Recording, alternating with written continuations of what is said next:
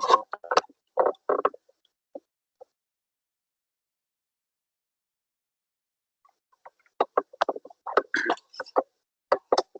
Ahmed. Hello, Sam. Hello, Salim. You have a mic?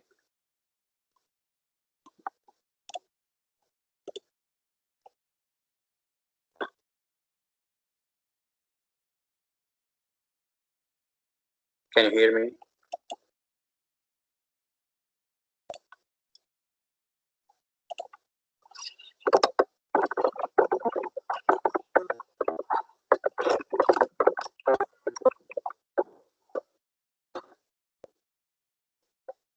Okay, that's good. Teacher, when are we presenting? Well, unfortunately, I'll postpone that to tomorrow so that we can finish the Hellenistic arts and science, and later we can start from tomorrow. I'm so sorry for that. Okay, I'll try to finish as soon as possible. All right. Okay. So let's start over. Please open your books.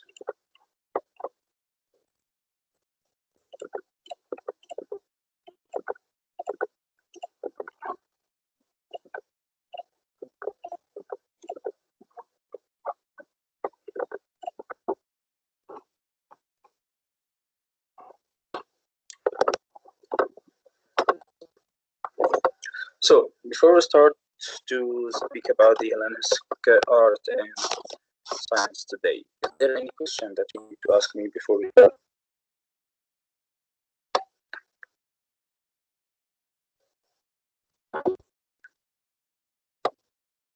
Any question about anything that we have already covered?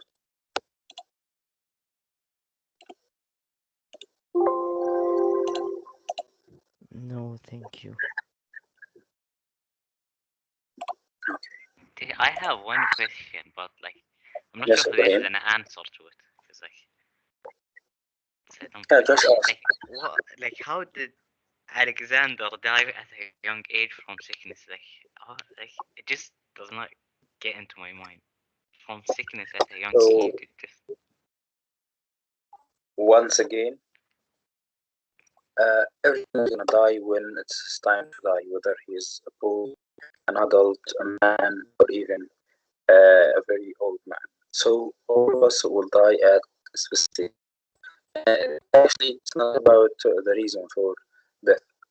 Okay, you may die out of sickness. You may die because you were murdered. You drank some poison. You committed suicide. Million reasons. Finally, you will die. So to speak about why did he die, actually, it's not appropriate question to ask why did he die, but we can ask if he died naturally or not. That's the question to be asked. And to ask such a question, we just need to think, well, who's the most beneficial out of his death? If he was murdered, supposedly. his enemies. So his enemies, not only his enemies actually, also his allies. Because sometimes the brother can kill the brother just to get his money. So to err is human, to forgive divine, as you know. So we all make mistakes. Perhaps he was poisoned. Perhaps he was bitten by some poisonous insect. Actually, the cause varied. So many people say a lot of things about his death, yet what's certain is that he died at a very, very young age. Yet he left a magnificent history for us. And once again, you need to know this. Man dies when we stop to mention him. So, after Alexander has already passed away, and unfortunately, his places that he has invaded were separated into three main places. Macedonia, Greece, and Asia Minor were to be given to one of his generals, Egypt for another, and most of Persia for a third one. Yes? Can you share the screen before start? I'm sharing my screen. Can't you see it? Don't. Okay, I'll stop sharing and I share can again. see the Hellenistic arts and sciences. I Okay, see I'll Riyadh stop School. sharing and share again.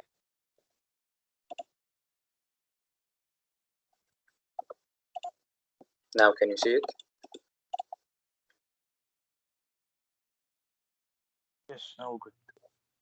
Okay, so once again, this was the empire of Alexander the Great, and after his death, one of his generals took Greece and Asia Minor, another took Egypt, and a third one took most of Asia. Yet, unfortunately, during that, some of the people really became very, very. Yeah. Some of the people in those areas started now to have some battles between themselves in order to obtain their freedom once again.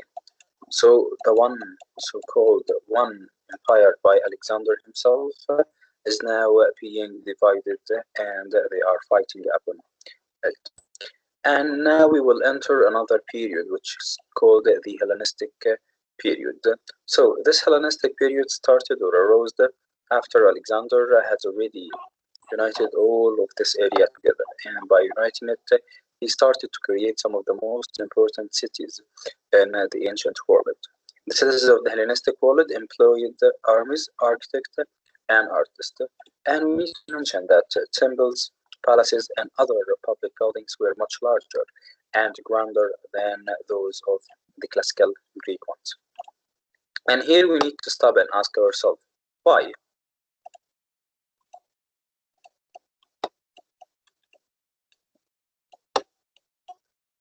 So, one of the cities, for example, built by Alexander. Okay, take your time. One of those cities was Alexandria, named after him in Egypt. So, why would a copy, we can call it a copy of the Greek city-states, okay, a copy in Egypt, be exactly the same or even better than Macedonia and Greece? Okay, so once again, he came from Macedonia here, he moved, united Greece, moved to Asia Minor, from Asia Minor moved to the Mesopotamian civilization, went to Egypt, then went back to Persia and united most of Persia until he encountered the Indian civilization, then he stopped, went back again to Papillion, and there he died. So we need to ask ourselves, while constructing a city such as Alexandria in Egypt, for example, why would the temples, the palaces, and everything in Alexandria will be far more large than those in the Greek civilization? In Athens, Sparta, Knossos. Why? Come on, work your mind. With the temples, palaces, and other public buildings would be much larger. Temples, palaces, other public building, much larger What? and grander than the building of classical Greece.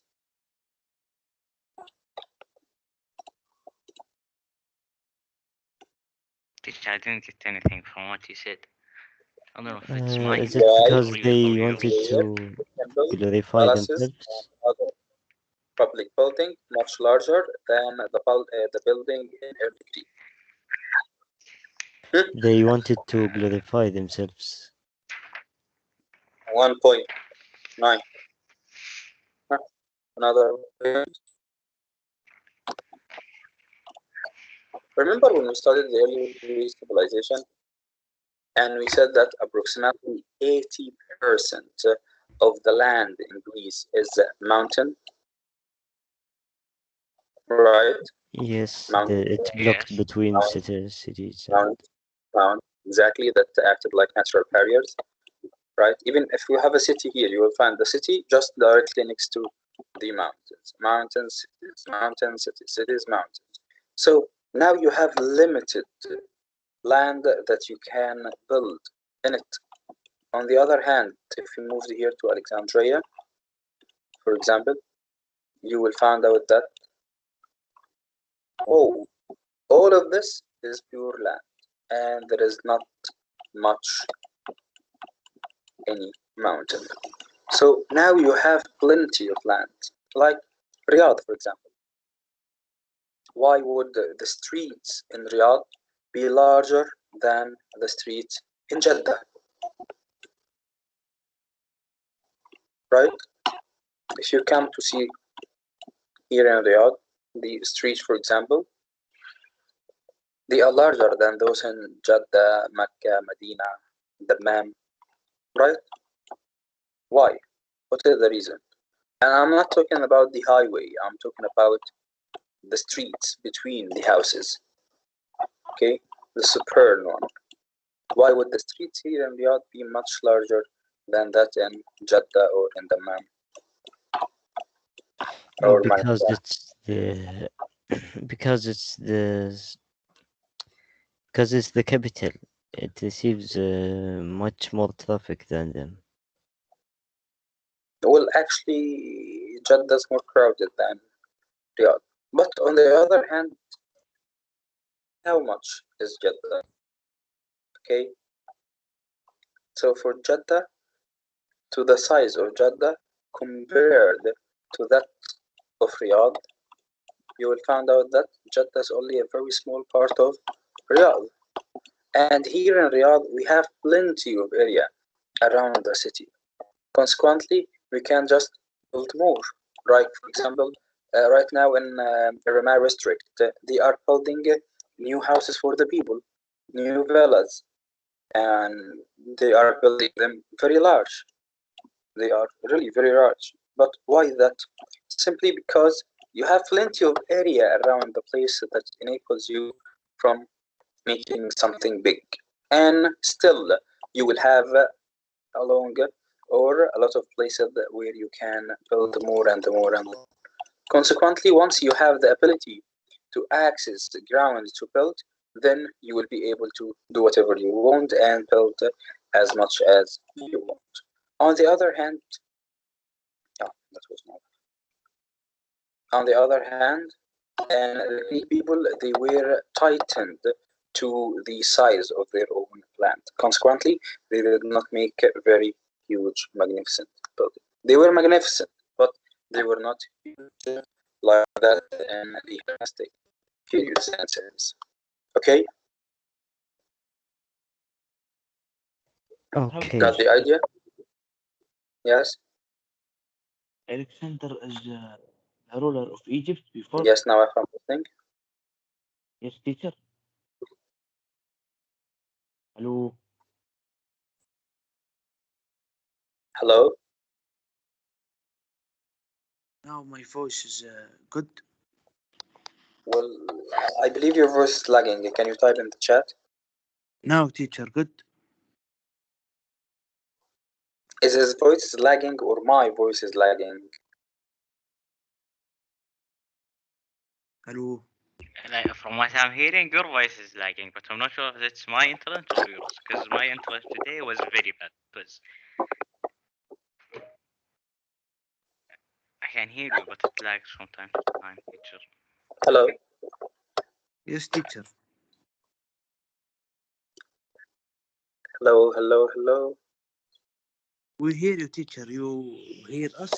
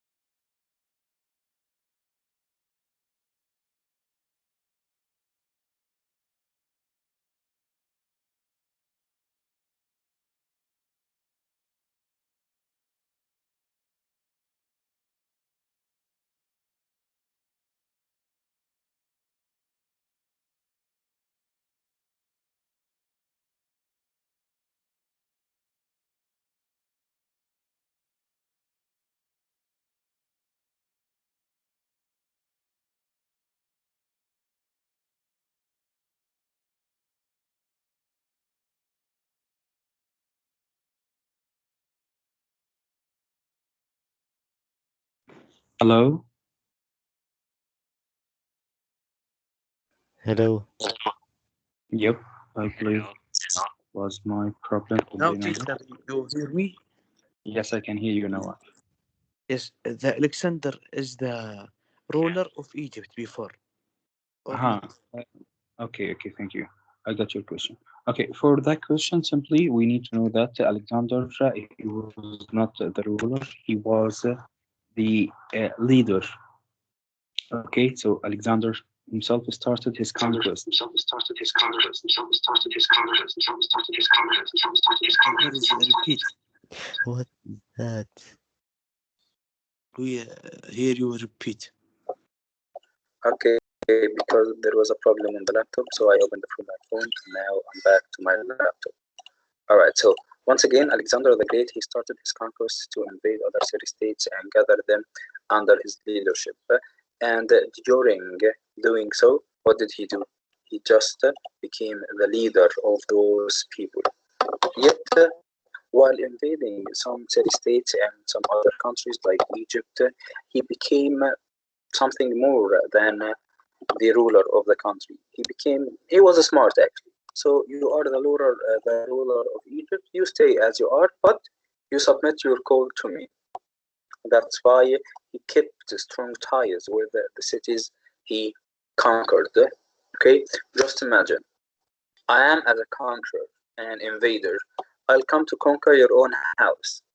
Okay, and once I conquer your own house, I'll title myself as the leader of the house. I'm the one who make the calls in your house, and no one is allowed to say anything inside the house except me. If I left the house, what would you do? If I left to go invade other house, so what will you do? I will I would be free in the close house. the I house can for me. take control Yeah, for exactly. a I'll little close my time. house and I'll take control of my house once again, just like that, right?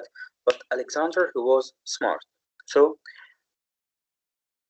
remember the annexation of Riyadh, Jeddah, Diriyah, and all of this? Yes, of Yeah. course. Yeah, the same thing. So, for example, he went to Egypt. Now, I'm a leader, I'm a conqueror, I'm an opener. I will just open the countries and I will gather all of these countries under my control. Okay, so I came to Egypt, and now Egypt didn't even go to war with Egypt. I came with my soldiers, and the Egyptian people, they welcomed me because they knew that I will not kill any of them. Consequently, you, as a ruler of Egypt, stay as you are. Okay, I believe it was Queen Cleopatra by that time. You still Yes, and ruler of Egypt, and I will not just kill any of you. You will not kill of me. It's like an alliance. Okay, we are now making an alliance. All right, but my soldiers will start to build some cities here and start to live with the Egyptian people. Is that okay with you, Queen Cleopatra? yes, Yeah, it's teacher. okay. As long as you do not But kill my men and I won't kill your men, it's okay. All right. but he didn't invade India. Yes. No, he couldn't. Yeah, and after he did, there is a Hellenistic civilization come again. The Hellenistic civilization, or it was, yeah, it came after his death. But simply it was formed by Alexander himself Okay, thank you, because teacher. he's the one who started to construct the cities and so on. So, Oh, about the Hellenistic period, we will speak about the philosophers of those people. So, the political turmoil during the Hellenistic age contributed to the rise of new schools of philosophy. And remember, those people have taken their knowledge from the early Greek ones because they were constructed by Greek people. Okay, so they will also take the ideas, the philosophy from Greeks. So they started to make philosophy, and first and most important is philosophy, as you know, loving for wisdom. Aristotle, Socrates, Plato, Alexander himself, all of those were great philosophers and thinkers. consequently, they started to take importance in philosophy. And one of the most influential was Stoicism. Stoicism, and its founder was called or named Zeno. So, Zeno, what did he do? Zeno simply he urged people to avoid desires and disappointments by simply accepting calmly whatever life brought. I believe we have studied something like that in the first quarter. To accept what life gives you and to live in harmony with nature. What was that? It was one of it was one of I forgot his name. Hold up. Yeah, Buddhism. Yes, it was the Buddhism. And Mahayana, and we said that you must live in harmony with nature as they believed in reincarnation, blah blah blah. So actually, the thoughts of philosophers are the one or the same all over the planet, whether they are connected or they are not. Sometimes you find out that someone discovered or invented something and another person in another totally place without any connection of the first inventor invented the same thing. Simply we say in English, great minds think alike, right?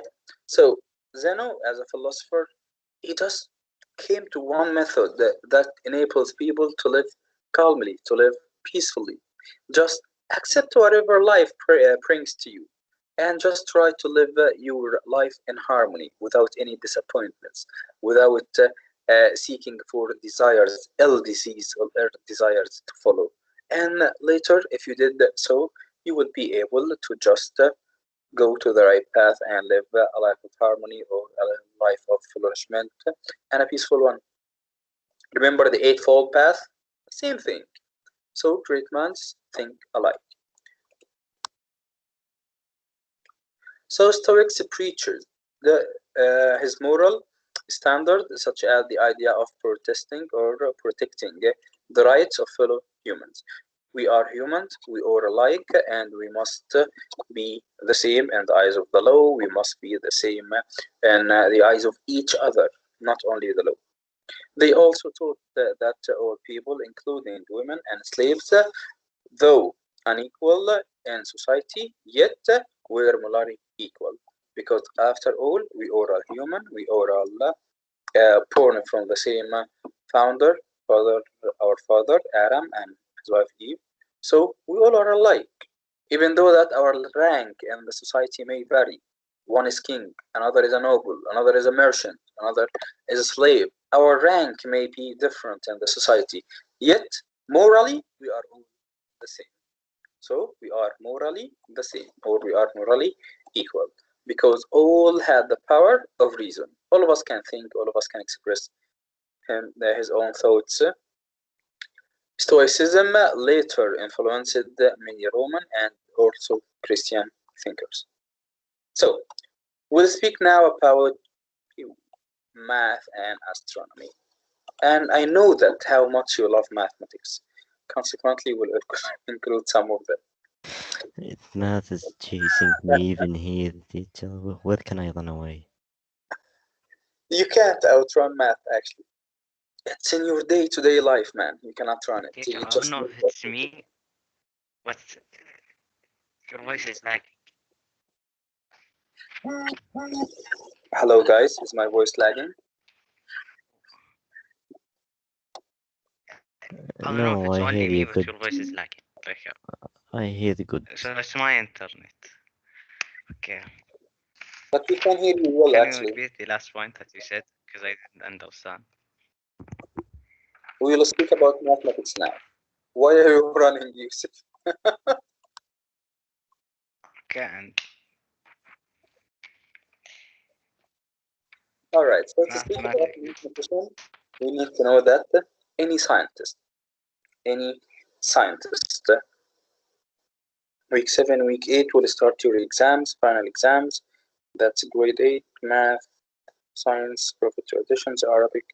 language arts, and social studies. So Sunday and Tuesday from week 8. Oh, that's nice.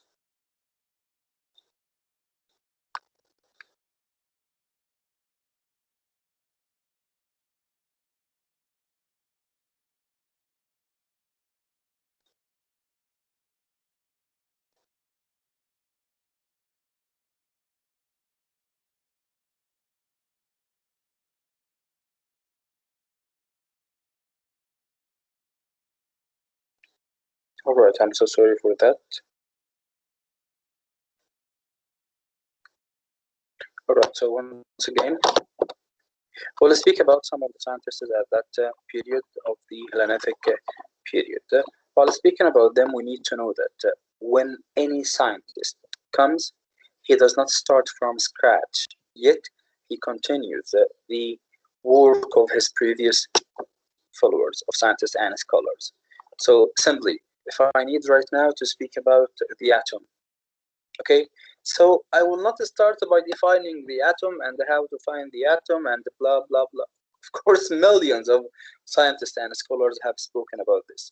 So I need to take all of their research and start where they have stopped to continue their work and their work. Apply this principle to all of the scholars and scientists all over history, not just in the Hellenistic, not just in the Egyptian period, the Greece, all the history, all scientists start from where their previous followers have stopped. So during the Hellenistic age, scholars built an earlier Greek, Aetolian, and Egyptian knowledge. Why? To start from where their fellow previous scholars have stopped. So they adapted the Greek, Aetolian, and Egyptian knowledge and started to contribute in mathematics and in astronomy later. So in mathematics, we have Pythagoras, or Pythagoras as we call it in Arabic. And of course, all of you know about him and know about his formula, right? A squared plus b squared equals c squared. Of course, I've teacher. actually Yes. never heard of him. Yeah. A squared plus b squared A equals squared plus B squared equals C squared. Come on. So for example, if Everybody you knows. if you have, for example, this triangle right now, a right triangle, of course, with an angle of 90 degrees. So the square root of this line plus the square root of that line equals the square root of that line. So if a equals 3, b equals 4, then we can simply calculate c, which will equal 5, right? So Pythagoras himself, who had studied in Egypt and Babylon, so he took the knowledge from scholars in both Egypt and Babylon. He derived a formula. His formula, of course, a squared plus b squared equals c squared, to calculate the relationship between the sides of a right triangle. His interest in the principle of mathematics, the relation between numbers, and also the idea of a proof influenced Plato, Aristotle, and later Western thoughts. So simply, all the scholars and philosophers started to contribute knowledge and share knowledge among themselves. Another one, Euclid. In Arabic, we call him Archnidus. Euclid, you studied it also in geometry, I believe. Have you heard about him, Euclid? Of course, teacher. Okay, so Euclid, he wrote The Element. His book that he left for us was still titled The Elements. It was a textbook that brilliantly compiled earlier works and became the basis for modern geometry. From stated axioms or assumptions, Euclid himself built a logical and rigorous geometry. The Elements, his book, had a powerful impact on Islamic mathematics. And that's a very important point, because at the golden age of Islam, most of the Islamic scientists, like Al-Khwarizmi, for example, they excelled in mathematics. Really, they were wonderful. I don't know actually what happened to us right now, but What mean, the teacher? golden age, they were very fantastic. But what the relation between math and Islam? I mean, Muslims yes. at the golden age of Islam started to study many aspects of science, including math, like Al-Khwarizmi. He is Okay, Muslim? yeah, he's a Muslim. So they started to put some books in mathematics and some formula that up till this day we are still using them. Okay, Okay. so there is a great connection. Even our book itself, the Holy Quran, it's a book of science. Okay, science, Signs. Those signs, if we use them, we will easily discover science, Science. Okay, so our God, He just gives us some sign into the Holy Quran to urge us to seek. Look at the mountains, look at the space, look inside the earth, look. How did I do that? How I created that? So He urged us in order to seek knowledge.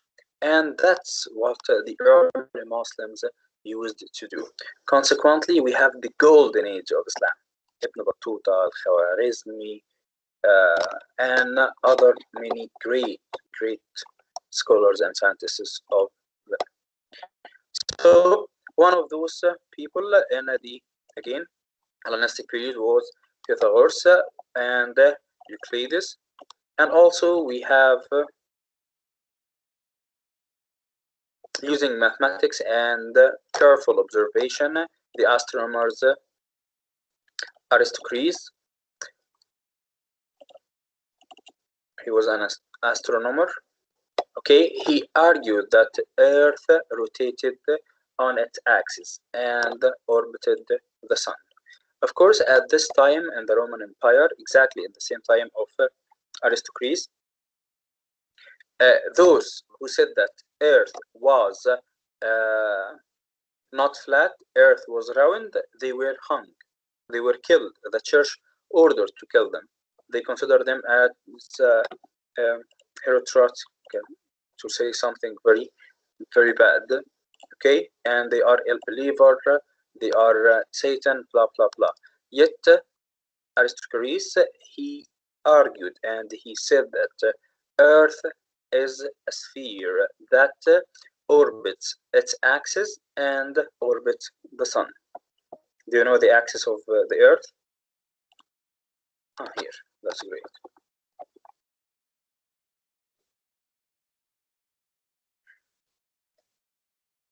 So let's imagine that is Earth, and here we have the axis, and Earth is tilted around its axis by an angle of 23.5 degrees.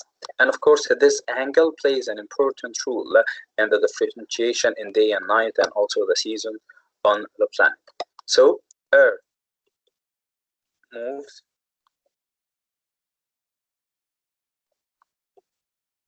around its axis, okay, and also moves around the sun. But of course, the orbit around the sun is not circular one; it's an oval one.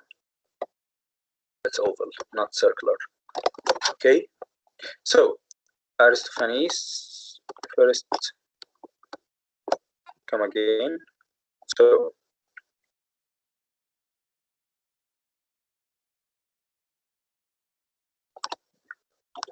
So once again, Aristocles, he argued that the Earth rotated around its axis with an angle of 23.5 and also orbited the sun.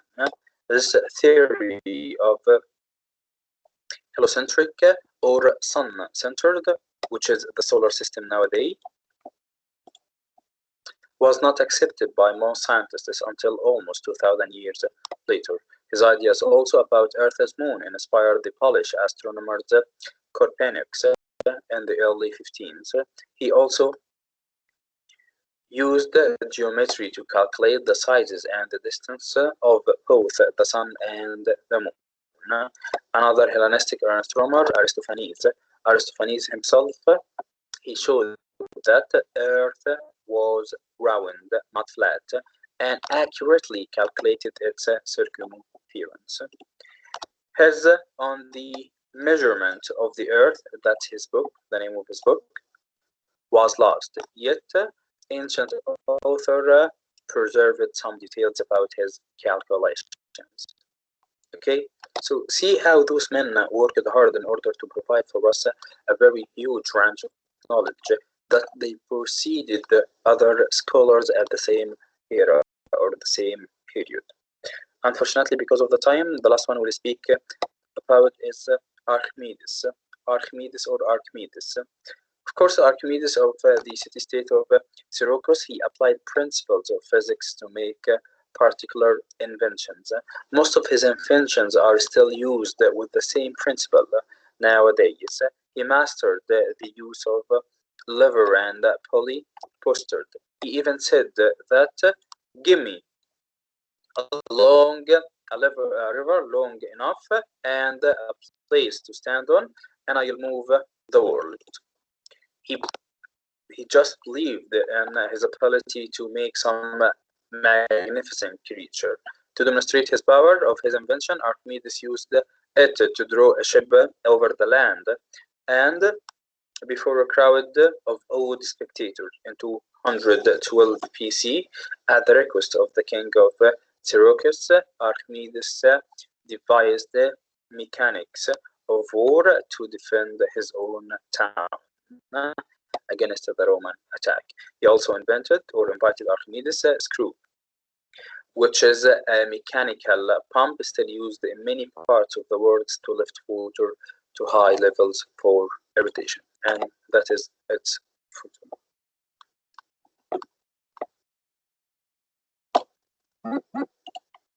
Any questions so far, grade 9? No, thank you. Yes, teacher. Yes, Noah?